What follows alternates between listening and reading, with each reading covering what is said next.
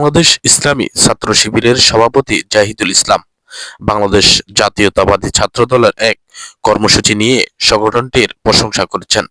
হিংসা বিদ্বেষ পরিহার করে সব ছাত্র সংগঠন শিক্ষা সেবা ও ভালো কাজে প্রতিযোগিতা করবে, এটাই আশা করেন শিবির সভাপতি। শনিবার রাতে ছাত্রদলের কর্মসূচি নিয়ে প্রশংসা করে নিজের ভেরিফাইড ফেসবুক পেজে স্ট্যাটাস দেন জাহিদুল ইসলাম। স্ট্যাটাসে ছাত্রদলের একটি ফটো কার্ড যুক্ত করে দেন তিনি। এতে জানানো হয়, পবিত্র মাহে রমজান উপলক্ষে হিফজুল কোরআন ও কোরআন তেলাওয়াত প্রতিযোগিতার আয়োজন করেছে বাংলাদেশ জাতীয়তাবাদী ছাত্রদল।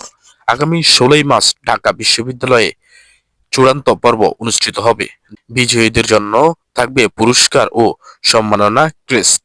স্ট্যাটাসে জাহিদুল ইসলাম লিখেন, মাশাআল্লাহ, বন্ধুপ্রতিম ছাত্র সংগঠন ছাত্রদল ভালো কাজের প্রতিযোগিতায় সম্পৃক্ত হয়েছে।